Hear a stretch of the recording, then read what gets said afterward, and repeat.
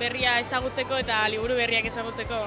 Bai, berdina, eta ikusteko hemengo jendea eta artistak.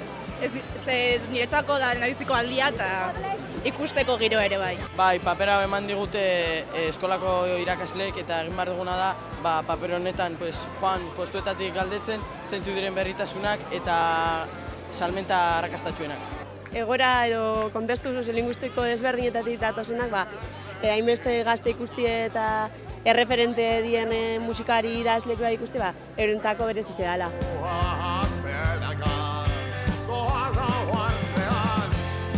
Bueno, hemen bideoklipen inguruen hitz egitara etorri naz, bideoklip mota ezberdinak ikusten ditugu, ze elementu erabiltzen dituzte, eta orokorrien bideoklip bat itxerako orduen ze eukibidan kontutan, edo ze eukibieko litzaken kontutan, saldu dut gutxi gora bera. Zein da bideokliparen helburua? Abestiak zabalkundea.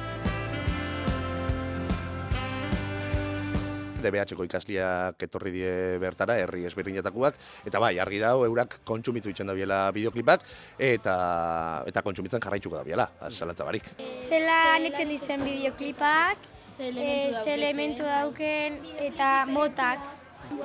Bideoklipa batetan bada musika, eta argazkiak, eta motainitz. Bideoklipa motainitz, interesgarriak dira. Erabiak galderak eta bota dituzte, eta parte hartu daue, orduen ustot gustora gondiela. Esango nauke. Eta zelako dinamiku da, bai?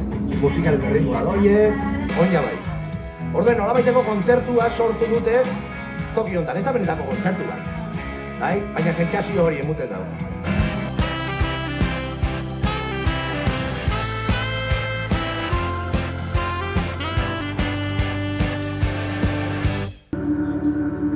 Gaur eta bihar denez, aldi berean, zerbaiten ateak.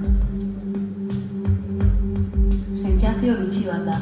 Kontakizun bada, dagoena lagunduta musikarekin. Ikasleentzako egokia, aprobosado zergatik da, egia esan gu harritu egin gintun, gonbidapenak.